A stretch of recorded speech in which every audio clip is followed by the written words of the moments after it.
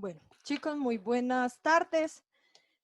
Aquí haciendo uso de este medio, no soy especialista en grabar videos, pero pues haciendo un esfuercito grande con el ánimo de que todos tengan la información, de que optimicemos los tiempos y de que pues ustedes también dispongan de esta información desde la comodidad de sus casas para que posteriormente nos reunamos, entremos a la plataforma, pero ya con el ánimo de solucionar dudas.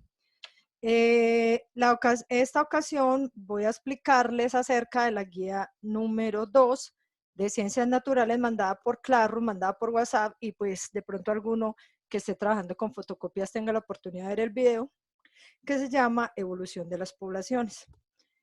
Habíamos entonces quedado en que yo les preparaba un resumen del contenido con base en mapas conceptuales. Les explicaba allí un poquito y ya pues ustedes en el proceso de ver el video en sus casas miraban en qué parte quedaban algunas dudas para posteriormente nos reunamos y las solucionemos. Bueno, entonces en el proceso de evolución de las poblaciones son 3 puntos los que se tienen en cuenta.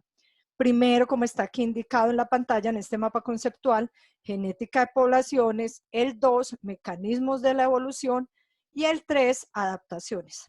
Ya les decía de que extender un mapa pues era algo dispendioso, entonces que por tal razón luego cojo cada subtema y armo el mapa conceptual de cada uno de esos temas pues con las divisiones correspondientes. Les había comentado que la genética de poblaciones, y pues me imagino que ustedes ya leyeron la guía, la genética de poblaciones tiene que ver con la amplia variedad que hay entre individuos de una población. Ustedes recuerdan que en el tema pasado, que eran teorías sobre el origen de la biodiversidad, hablamos acerca del darwinismo y el neodarwinismo. Quedamos que Darwin, como autor de la teoría de la selección natural, dio un avance importante en cuanto al hecho de explicar cómo se había originado la gran variabilidad de poblaciones aquí en la Tierra. Pero resulta que esa teoría de la selección natural para los años 1850 aún tenía algunos vacíos. ¿Cuáles? Que pues a partir de esa teoría aún no se podía explicar cómo era que los seres vivos evolucionaban. Sí estaba dado por hecho, sí se consideraba un hecho que los seres vivos se adaptaban al medio ambiente y que ese medio ambiente, al causar el cambio en el individuo, lo facultaba de una vez para que su descendencia heredara esas facultades positivas o esas nuevas habilidades. Pero lo que aún Darwin no explicaba es qué ocurre al interior de los seres vivos para explicar que ellos adquieran la adaptación y que se la estén pasando a sus hijos de generación en generación. Cuando entonces entra por aquella época a trabajar Gregorio Mendel con sus avances en genética, él propone entonces que son precisamente por alteraciones en el ADN que esas cadenas de nucleótidos cambian, lo que va generando la mutación, y al mutar todas las células, pues con ello los óvulos y los espermatozoides, lo que va a generar que la descendencia tenga esa nueva adaptación. Bueno, en el punto 2, mecanismos de la evolución, sencillamente se tienen en cuenta todos los mecanismos que alteran la frecuencia de los genes o de los alelos en las poblaciones, que es lo que hace que un gen se presente, que amplíe la población, o que por el contrario, pues esa característica vaya desapareciendo. Y este tema 3, pues que ahora más tarde lo ampliaremos, adaptaciones, tiene que ver con todas las características que le permiten a uno o a una población de individuos sobrevivir y reproducirse bajo las condiciones en las que viven. Bueno, entonces, como les digo, aquí cogí el tema genética de poblaciones, tema 1, acá se los estoy señalando con el cursor, y generé el mapa conceptual de genética de poblaciones. Ya les queda a ustedes entonces el mapa y será mucho más fácil estudiarlo y pues hacer el resumen de todo ese contenido que ustedes están obteniendo por las plataformas o en las fotocopias. Para la genética de poblaciones, a su vez, se consideran 3 aspectos. ¿Cuáles? Acá se los señalé. 1, evolución por selección natural. 2, patrimonio o acervo genético. Y 3, importancia de la variabilidad genética. Todos estos 3 mecanismos me explican cómo se da el contenido genético en una población determinada, cómo hace ese contenido de genes en una especie, considerado que una población es un cúmulo o es una asociación de individuos de la misma especie cuyas características genéticas, son similares.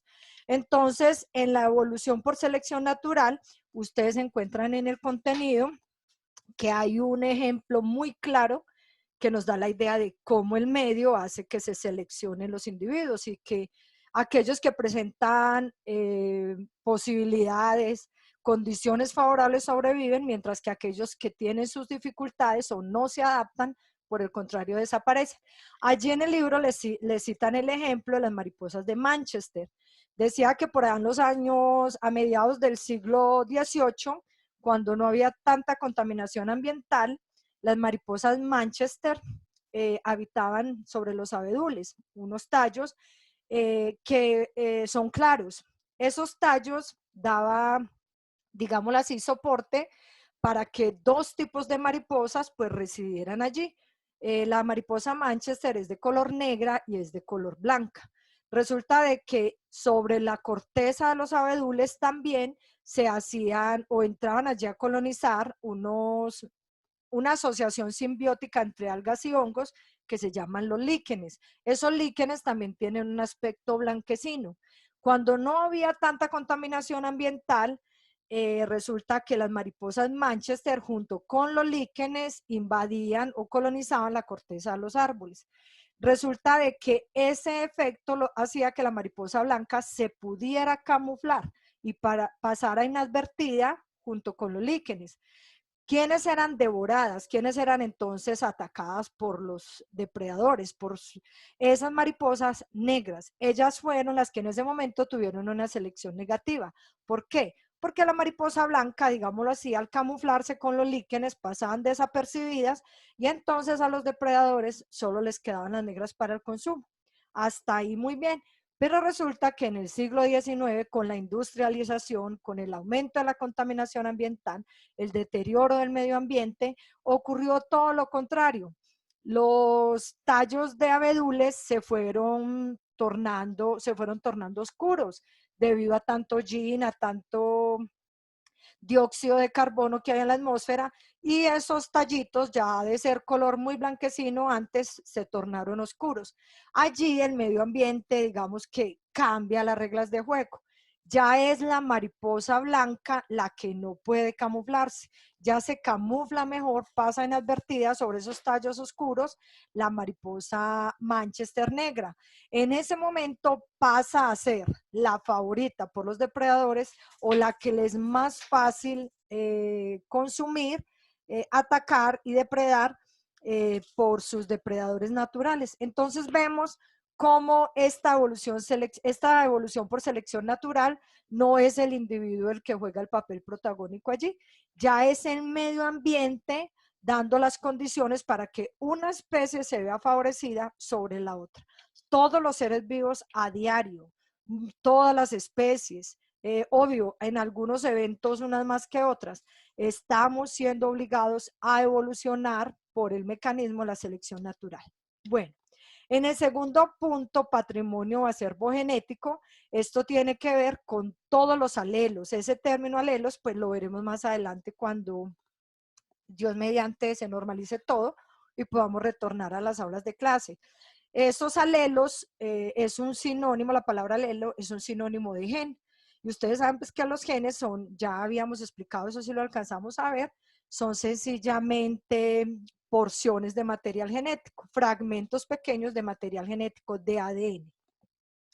Entonces, todos los genes que hay en una población en un momento dado y que son responsables de las características de los organismos, todo lo que determina nuestras características físicas, nuestro tamaño, color de piel, color de ojos, forma del cabello, textura, todo eso hace parte entonces de ese material genético o de ese acervo genético que caracteriza a las poblaciones.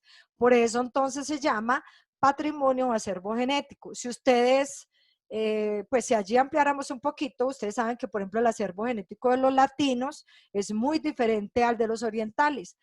son genes que están determinando características físicas que nos hacen muy diferentes a la vista. Ese acervo genético de los latinos a su vez nos hace muy diferentes de los europeos. Bueno, esa es como entonces la manera de hacer, digámoslo así, un inventario del material genético que tienen los individuos que pertenecen a una comunidad específica. Y el tercero nos habla de la importancia de la variabilidad genética. Entonces, si ustedes lo van viendo, el mapa conceptual aquí en importancia a la variabilidad genética, a su vez se subdivide en dos puntos. Esa importancia de la variabilidad genética, pues yo creo que la palabra variabilidad es entendible, tiene que ver con diferencias, que dice diferencias que hay en las características de los individuos de una población sobre los que actúa la selección natural. Dice que puede ser de dos maneras, cuantitativa o discreta. En el proceso cuantitativo, pues ustedes saben que hay genes en la población que están determinando características intermedias. Les coloco un ejemplo allí. Vámonos a humanos, miremos la estatura de los humanos.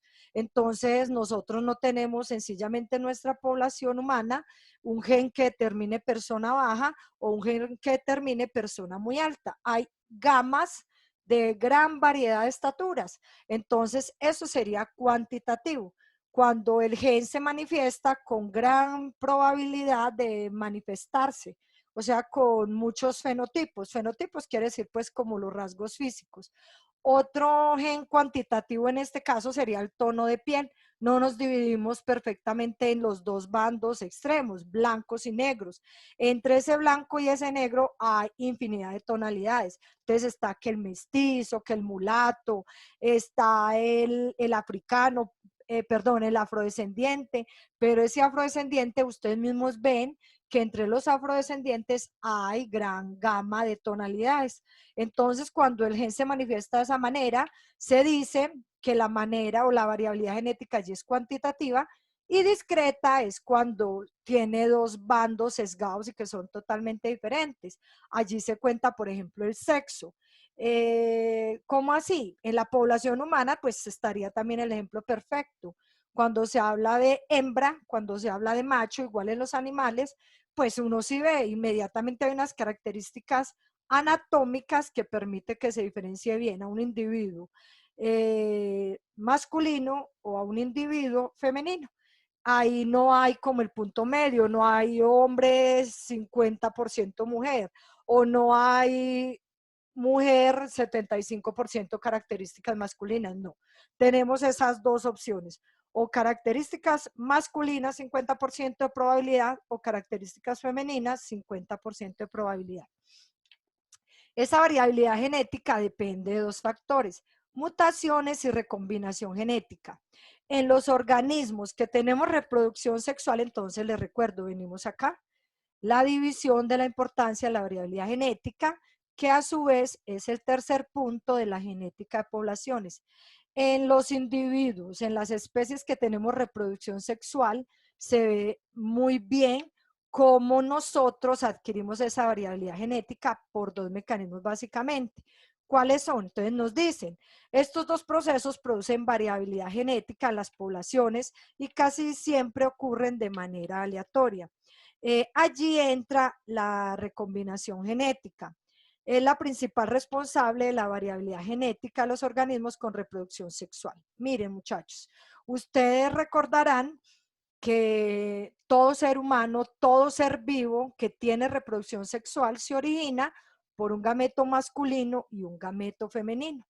Resulta que en el momento en que ellos se combinan, pues comparten su material genético, pero nunca es, siempre queda los óvulos y los espermatozoides iguales. Siempre los óvulos de la mamá, entre como ellos allá hicieron un proceso denominado meiosis, que lo veremos más adelante, pero que igual yo sé que ustedes lo han visto a lo largo de su biología, hay un proceso que se llama ya en la meiosis recombinación genética que ocurre en la profase 1 de la meiosis. En ese proceso se recombinan los cromosomas y comparten partes equivalentes de sus cromátides. ¿Eso qué quiere decir? que no todos los óvulos de una mujer determinan las mismas, no son iguales, ni determinan las mismas características heredables de esa madre. Igual ocurre en el proceso de meiosis en las gónadas de los hombres, de los padres. Allí también se están produciendo millones de espermatozoides, pero ¿qué tal que esos espermatozoides fueran igualitos todos? ¿Qué ocurriría al interior de nuestros hogares? Si todos los óvulos y todos los espermatozoides fueran iguales, pues seríamos totalmente idénticos a nuestros hermanos. Dentro de la misma familia se encuentra mucha variabilidad genética gracias a este fenómeno. ¿Cuál fenómeno?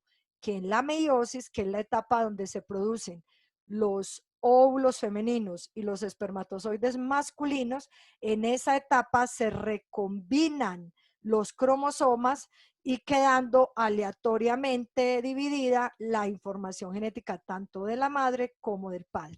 Entonces, en los organismos con reproducción sexual, la mayor causa de la variabilidad genética me la da esa meiosis. Listo. Mientras que en los individuos que solamente tienen reproducción asexual, hablo de las bacterias, hablo por allá de una infinidad de organismos animales, digámoslo así, poco evolucionados.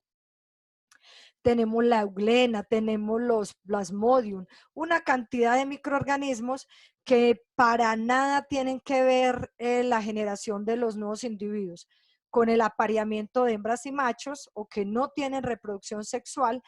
La diversidad genética en ellos se da por las mutaciones. ¿Qué quiere decir? Algo ocurre en las cadenas de ADN, eso sí lo alcanzaron a ver ustedes, se daña, se cambia parte del gen de la información genética del ADN, se sustituyen unas bases nitrogenadas por otras y ese proceso hace de que los individuos que se están generando sean diferentes. En este aspecto, uno diría, no, entonces no tienen más variabilidad genética los seres que se originan por reproducción sexual. Mentiras, ocurre todo lo contrario. Aquí cito este ejemplo pues porque es totalmente de moda. Mucha gente cuando empezó la pandemia del COVID se resistió bastante a creer y pues incluso por allá comenzaron a argumentar un poco de triquiñuelas políticas de los gobiernos cuando decían que estábamos siendo atacados por el ataque de un coronavirus al que denominaron COVID-19. Mucha gente decía, pero ¿cómo? Si en una cantidad de medicamentos virales dice, o de implementos de aseo, dicen que están perfectamente adaptados para atacar al coronavirus. Cuando nosotros hablamos de coronavirus, no podemos pensar que la única variedad que hay es la del COVID-19, pues que desafortunadamente sí es la que nos ha hecho más daño. Pues miren las condiciones. Yo creo que a ninguno de nosotros nos había tocado algo así, lo que hace que estamos sobre esta tierra, pero hay que entender, ese coronavirus que es una extensa familia de virus, debido a mutaciones que se están produciendo en su ARN. Recuerden que los virus tienen ARN por material genético, por cambios que se da en la secuencia de las bases y dada la velocidad de reproducción, ustedes saben que un virus en una hora genera miles de réplicas, miles de hijos, llamémoslos así. Estos individuos entonces tienen una gran capacidad de adaptarse y de mutar. ¿Debido a qué? A la rapidez con la que consiguen reproducirse. Bueno, en este lado entonces terminamos ya el primer punto, que es genética de poblaciones. Vamos entonces en el mapa conceptual número 2, que se los voy a compartir a continuación, con los mecanismos de la evolución. Recuerden que esos mecanismos de la evolución tienen que ver con la manera como se altera el acervo genético o nuestra, digámoslo así, la cantidad de genes que caracteriza a una población. Entonces, recuerden, este haría parte atrás, empataría con el punto 2 que se llama mecanismo de la evolución. En el mecanismo de la evolución ya son 7 factores que se están teniendo en cuenta. Entonces usted los verá aquí. 1, mutaciones, introducción de alelos nuevos. 2, migración. 3, selección sexual. 4, selección natural. 5, deriva genética. 6, fuerzas selectivas. Y 7, competencia y cooperación. Dentro de las mutaciones, ya saben, ya les expliqué algo, introducción de nuevos alelos. Las mutaciones, pues la tomo rápidamente porque se las expliqué en el mapa anterior, son cambios en el material genético. En nosotros, en nuestro caso particular, pues son cambios en el ADN. ¿A qué se debe ese cambio en el ADN? Lo vimos por allá en clases empezando el año.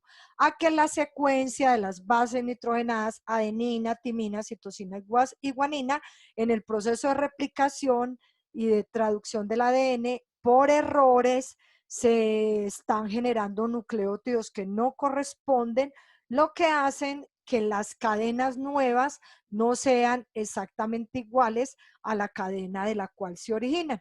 Esa variabilidad, entonces, dice las mutaciones, no traen ventaja alguna para los organismos, solo son útiles en muchos casos si hay cambios ambientales. Muchas mutaciones, yo lo explicaba en clase, nosotros podemos ser personas como organismos de una población llenas de mutaciones, pero a veces ni cuenta nos vamos a dar. ¿Por qué? Porque pues afortunadamente o desafortunadamente el medio no nos está haciendo con mucha frecuencia cambiar o adaptarnos a condiciones adversas muy, digámoslo así, muy frecuentemente. Estas mutaciones, entonces ya saben, son muy fáciles de suceder porque lo veíamos que el ADN, aunque hace un trabajo tan bueno, tan perfecto, si la enzima ADN polimerasa, que ustedes saben de qué les estoy hablando, la mayoría de los novenos alcanzaron a ver ese tema, la ADN polimerasa ya está haciendo por ahí algunas réplicas, está introduciendo cadenas, no, perdón, está introduciendo bases nitrogenadas en las cadenas que no corresponden con la complementariedad y pues está generando algunos cambios en ese material genético. El segundo aspecto, migraciones, flujo de genes entre poblaciones. Aquí me dice intercambio de alelo debido a la migración de individuos entre diferentes poblaciones. Miren, yo creo que el mejor ejemplo acá, que ahora es de mucha moda, la cantidad de, hablemos en este momento pues en nuestro contexto específico. Miremos cuántos venezolanos habían llegado a Colombia antes de la pandemia, porque ya se generó otro proceso con ellos ahora. Resulta que estos venezolanos pues ya son miles en Colombia, hay departamentos, hay municipios donde hay muchos y lo más seguro es que si estas personas venezolanas se quedan acá y de hecho muchos ya consiguieron su pareja, se han casado, han generado descendencia, esto hace que el material genético propio de los colombianos dentro de unos años se vea modificado. ¿Por qué? Porque se han introducido genes de poblaciones que no son las nuestras, pues que de pronto sí estaban cercanas. Tenemos la ventaja de ser latinos, como los venezolanos, pero también hay cositas, hay costumbres de ellos, hay rasgos físicos que nos hacen como un poquito diferentes. ¿Esto qué va a hacer? Que nosotros estemos perdiendo un poco el acervo genético propio de los colombianos por ir adoptando los de esas poblaciones que han venido migrando a Colombia. Les doy otro ejemplo ya macro. Imaginémonos cuántos colombianos se van a España. Bueno, ahora esto está quieto. ¿Cuántos colombianos están en Estados Unidos? Al conseguir allí pareja, al establecerse, al erradicarse, al generar descendencia, ¿qué están haciendo estos colombianos? Implantando sus propios genes sobre una población con la que no compartimos todavía cosas muy comunes. Por ejemplo, entonces ustedes ven que antiguamente, si uno tenía la posibilidad de ir a Estados Unidos o si usted ve una película, antiguamente las características de estos individuos eran demasiado marcadas. Personas muy rubias con, podría decirles que el 95% de ojos claros. Bueno, sin contar ahí a la colonia afro, que también es otro cuento. Pero al llegar tanto latino a Estados Unidos, por ejemplo, entonces ya hemos compartido con ellos nuestros genes que determinan ojos oscuros, nuestros genes que determinan tonos de piel diferente a esa piel blanca. Ya hemos logrado mestizajes y eso qué ha hecho, pues que también los norteamericanos hayan visto gradualmente cómo ha cambiado su acervo genético. Esto sería entonces la 2. 3, selección sexual. Dice dimorfismo sexual que favorece la reproducción selectiva, en lo que puede modificarse el acervo genético de una población. Si ustedes ya leyeron las fotocopias, saben que ese dimorfismo sexual se refiere a la diferencia que hay entre hembras y machos en algunas especies. En los humanos, claro, también es marcada, pero en algunas especies, sobre todo animales, es demasiado marcado. Entonces allí ustedes leían el ejemplo, por ejemplo, los pavos reales. Yo antiguamente pensaba que aquel pavo real bonito, que extendía sus alas, que hacía su gala con su baile típico en el proceso del cortejo, era la hembra. Cuando ya tuve la oportunidad de estudiar, de ingresar a la universidad, me di cuenta que no, resulta que ellos es todo lo contrario. Allá la hembra, en ellos, la hembra es la que se da el gusto de escoger sus parejas. Por eso son los machos, los pavos reales, los que tienen esas plumas vistosas, grandes, coloridas, y son son esos machos los que hacen ese baile típico de cortejo solo para impresionar a la hembra. ¿Qué ventaja tiene la hembra? Pues que ella es la que selecciona con cuál macho se quiere aparear. Ese dimorfismo sexual está marcado, como les digo, en muchas especies animales. En nosotros, ¿cómo jugaría? Pues yo creo que también es muy claro. Las diferencias fenotípicas externas que hacen que seamos diferencias y caracterizados en la calle como una mujer, como una hembra o como un macho, como un hombre. Listo, entonces yo creo que pues acá no hay mucho que explicar porque este punto es muy fácil. Selección natural, ya hemos hablado, provoca que los alelos o genes, recuerden que alelos es sinónimo de genes, de los individuos con ciertas características apropiadas y que puedan reproducirse exitosamente, dominen en las siguientes generaciones. Claro, vuelvo al ejemplo nuestro, COVID-19. Mucha gente en este momento se está contagiando de COVID. ¿Cuál es el gran inconveniente? Algunos dirán, no, es que somos extremistas, lo más seguro es que todos, o todos no, un alto porcentaje de las personas que sobrevivan o que sean atacadas por el virus no van a morir, saldrán exitosamente mejor adaptados y pues aguantaron el virus, lo que hace que automáticamente su descendencia pues también genere estabilidad o herede estabilidad. En ese proceso de selección natural tenemos que entender de que siempre hay en la población hay individuos mejor adaptados que otros. Cuando yo alcancé, o con los grupos que alcancé a dar esta clase, les ponía este ejemplo. ¿Quiénes son o cuál es la población que en este momento apenas está estudiando el gobierno cómo irles incluyendo algunas jornadas cortas de salida? Los niños muy pequeños y los adultos mayores, mayores de 60 años, valga la redundancia. Entonces uno diría, ¿por qué? Porque hay que entender, cuando hay un niño, cuando el niño está muy pequeño, su sistema inmune todavía es inmaduro, todavía no está adaptado para generar anticuerpos ante el ataque de tantos microorganismos que hay en el medio. Por eso a los niños se les está guardando en este momento, se está teniendo tanta precaución con ellos. Por eso se está teniendo tanta precaución con los ancianos o con la tercera edad. ¿Por qué? Porque a medida que uno avanza en edad, el sistema inmune, obvio, ya no es que no sirva, sirve, claro que sí, pero se ha visto deteriorado por el paso de los años, por las enfermedades de base, por esas enfermedades que van atacando cuando se va a la amada juventud. Entonces está que la hipertensión, que la diabetes, que tiene problemas respiratorios, que es un paciente con Alzheimer, que es un paciente con una enfermedad degenerativa neuronal. Entonces, estos pacientes que tienen enfermedades de base, para ellos es mucho más difícil, pues entrar a salir favorecidos frente al ataque de este virus. ¿No lo pueden sobrellevar? Claro que sí. Ustedes escuchan en las noticias que incluso a veces no significa que los jóvenes no se mueran. También hemos visto tasa de mortalidad por el COVID-19 en la población de jóvenes. Pero ¿cómo es comparativamente con respecto al adulto mayor y a los niños? El porcentaje es mucho menor. Bueno, esta selección natural opera en tres mecanismos: direccional, estabilizadora y disociadora. como con aras de no alargar muchísimo la explicación, les pido el favor que lean las fotocopias o lean allá en el material enviado por la plataforma. Hay ejemplo de direccional, tiene que ver con las poblaciones que manifiestan dos características opuestas, como el medio en ocasiones favorece a unas y en ocasiones favorece a otras, un poquito como relacionado con las mariposas de Manchester.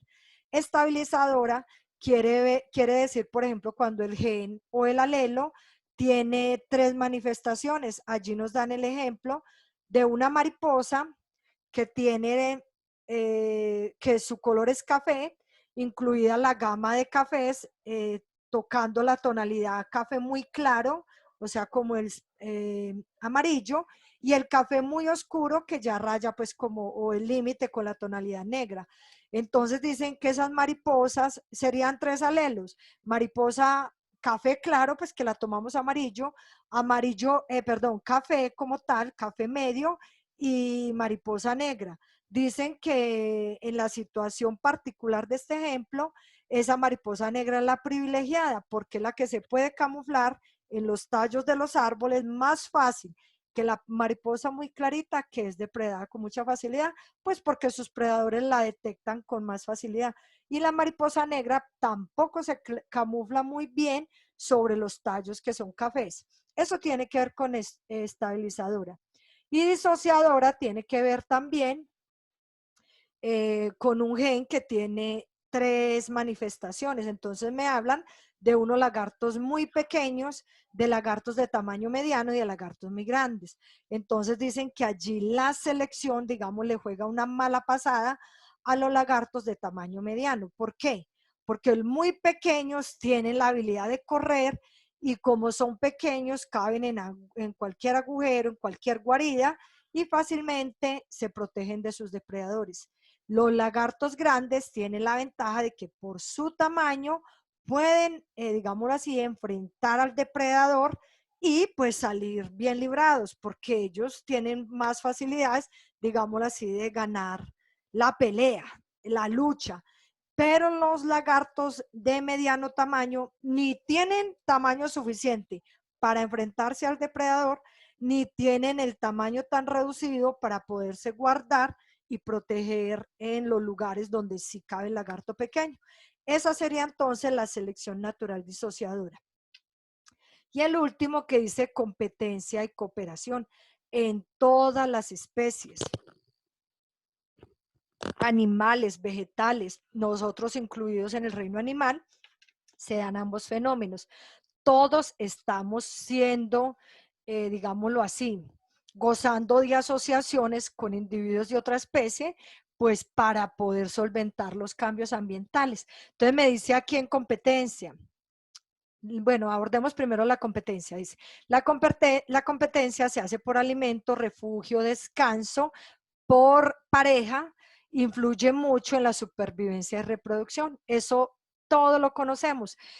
Siempre nos dicen, entre dos leones machos, ¿quién se queda con la leona? Pues el macho que exhiba mejores características físicas, que en el proceso de pelear por su hembra exhiba ventajas sobre aquel león que es sometido, que en la pelea, en la lucha, pues nada más que se vio obligado a abandonar la camada. ¿Por qué? Pues porque hay un león que es más fuerte y que en la lucha él ejerce su dominio, marca su territorio y el otro no le toca más que seguir, digámoslo así, su camino y buscar otra manada.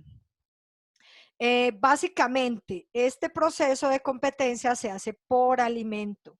Ustedes lo ven en los bosques, hay la muerte de un animal, llegan los depredadores, los carnívoros.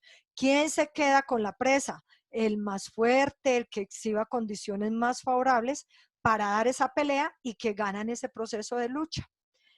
Bueno, y en el proceso de cooperación les decía de que todos establecemos asociaciones con otros seres vivos, pues para poder enfrentar las condiciones del medio. Allí nos hablan de dos mecanismos. La simbiosis mutualista, les invito a que lo lean en el libro, aquí les doy unos ejemplos. Simbiosis mutualista, la unión de dos organismos de diferentes especies, donde ambos sacan provecho, ambos se benefician. Ejemplo clásico, la garza y las vacas. La vaca le está ofreciendo a la garza la posibilidad ya en el proceso de alimentarse del pasto, mover el pasto, hacer que salten una cantidad de insectos que viven en el pasto y que son alimento de la garza. La vaca está favoreciendo a la garza, pues porque la vaca tiene la habilidad con una lengua muy musculosa de mover ese pasto y hacer que salten esos insectos. O sea que la garza de esa manera obtiene alimento. Ustedes me dirán, bueno, ¿y por qué se beneficia la vaca? La vaca se beneficia en la medida que la garza le está limpiando el pasto. Ella está comiendo pasto libre de una cantidad de insectos, que si no estuviera la garza, pues ella consumiría. Otro ejemplo, nosotros vivimos, yo creo que el 95% de nuestros hogares tiene una mascota. Hablemos del perro, una asociación simbiótica, organismos de diferente especie. Claro, nosotros somos de la especie humana y ellos de la especie canis. ¿Qué ocurre? Nosotros le ofrecemos beneficio a ese perro. Sí, pues salvo que usted sea muy malo, usted le dará concentrado a su perrito, le dará refugio, lo llevará, aunque sea por ahí caño al veterinario a que le apliquen al menos una vacuna. Usted está favoreciendo al perro. ¿El perro que obtiene de usted? Alimento, vivienda, protección. ¿En qué medida se beneficia a usted el perro?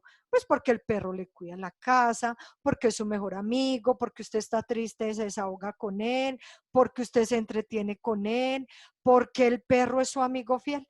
Eso es una simbiosis. Y cuando allá en las fotocopias, como les digo, les citan otros ejemplos. Y el altruismo genético también lo conocen muy bien. Allí hace referencia a mirar aquellas poblaciones o aquellos individuos que viven en poblaciones demasiado extensas de organismos.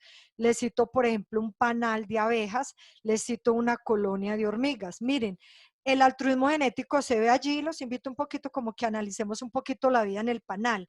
La única como individuo autorizada a poner huevos, a comer el mejor alimento del panal, a estar custodiada las 24 horas, trabajar muy poco, pero sí totalmente su labor de reproducción es la abeja reina. Las abejas obreras saben que su ciclo de vida lo tienen que dedicar a trabajar en pos de esa hembra que es la reina. Si llegara un enemigo al panal a consumirse las abejas, a la abeja no se le daría nada, perder su vida en aras de proteger su panal, de proteger a su reina. Eso es lo que se llama la especie animal, el altruismo genético. Bueno, evacuado este mapa conceptual, entonces nos vamos al tercer punto, que sería, recuerden, esto empata ya con el primer mapa conceptual, perdón, que son las adaptaciones. Todos estamos adaptándonos día a día. En este momento, la especie humana nos estamos adaptando. ¿A quién? A un cambio que nos está ofreciendo el medio y que desafortunadamente nos cambió nuestro estilo de vida en 2 meses y quién sabe por cuántos días más. Estamos adaptándonos. ¿A qué? Como les digo, a un, digámoslo así, un tropiezo, llamémoslo así, una condición especial que nos da el medio ambiente, que es la convivencia con este virus que tenemos ahora. Entonces, ¿qué me dice adaptaciones? Mecanismo por el cual los organismos cuentan con las características que les permiten sobrevivir y reproducirse bajo las condiciones en las que viven. Sirven en contextos específicos. Básicamente, allí hay que tener en cuenta, muchachos, las adaptaciones es un proceso o que lo adquirimos o no lo adquirimos. Si estamos en capacidad de adquirirlo según el tropiezo, digámoslo así, según la condición que nos ofrece el medio, estamos hechos. ¿Por qué? Porque sobrevivimos como especie y lo mejor, nuestros hijos heredan esa adaptación especial. Yo les pongo aquí este caso. Todas las mujeres que en esta época estén engendrando hijos, que de pronto sean contagiadas con COVID-19 y que no se mueran, sino que a los 14, a los 20, pues dependiendo del organismo hay duración en los ciclos. Supongamos después de los 20 días, esta mujer se salvó. ya le hicieron la prueba, salió negativa, pero como tal, ella tuvo COVID-19. ¿Qué pasa con el organismo de esta mujer? Esta mujer adquiere defensas suficientes contra este virus. ¿Eso qué implica? Que automáticamente sus óvulos ya tienen información genética para generar el sistema inmune o los anticuerpos necesarios en caso de que sus hijos, con el pasar de los años, se vean obligados nuevamente al ataque por el COVID-19. Entonces, ¿qué quiere decir eso? Los seres humanos que ahora, durante esta pandemia, sufran de COVID-19, lo superen exitosamente. Yo les decía a un grupo con el que sí pude dar la clase completa, supongamos que en el 2050 hubiera otra pandemia por coronavirus. Lo más seguro es que esos niños que nacieron en el año 2020, 2021, 2022, dependiendo de la duración pues de este ciclo, esos niños no morirán por COVID-19. ¿Por qué? Porque ya su mamá, digámoslo así, hizo ese proceso de resistir el ataque por el COVID, de producir los anticuerpos necesarios para sobrevivir. Y su descendencia, recuerden que eso no lo dijo Darwin en el proceso de selección natural, su descendencia adquiere esas habilidades ventajosas. Bueno, entonces esas adaptaciones sirven en contextos específicos. ¿Qué quiere decir? Un animalito adaptado, por ejemplo, a las condiciones del desierto, de extrema sequedad, de poca humedad. Esos animalitos, les cito, por ejemplo, aquí el camello, cuya adaptación fisiológica es tener gran cantidad de grasa corporal que le sirve como, digámoslo así, receptáculo de albergar agua y de convertir metabólicamente esa grasa en agua cuando hay escasez de agua. Esa adaptación no serviría desde luego para nada en un bosque tropical santarrosano. Entonces, las adaptaciones que tienen los organismos, los animales, las plantas de un bosque, para nada les servirían en el Polo Norte, para nada les servirían en un desierto, para nada les servirían por allá en un manglar, porque dependiendo del ecosistema específico, se dan adaptaciones específicas. Bueno, tenemos que las adaptaciones son bioquímicas y fisiológicas. Hacen referencia al funcionamiento de los organismos. Con ellas, entonces ya les adelanté un poquito. Tienen que ver cómo el organismo de ciertos animales se adaptan para poder llevar o sobrellevar positivamente un cambio del medio ambiente. Les hablaba entonces de la joroba de los camellos, de cómo esa joroba tiene una función metabólica de producción de agua, pues cuando hay escasez de agua, que es muy normal que ocurra en el desierto. Está, por ejemplo, lo leerán en el libro también, la orina muy concentrada de los reptiles. Con esa orina tan concentrada, ellos lo que hacen es evitar la pérdida de agua cuando están en condiciones no muy favorables de humedad o de abundancia de agua. Bueno, están las etológicas.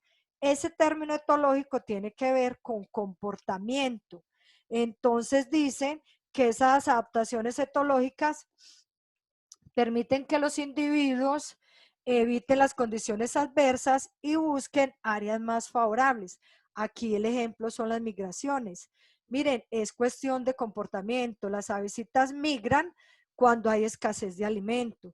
Cuando hay países de estaciones y se viene el invierno, ellas andan con toda su familia, toda la población, y van y buscan lugares donde haya más abundancia de alimento y donde les sea más fácil construir sus nidos, mientras que la población o el área geográfica que abandonan, pues supera esa estación de invierno.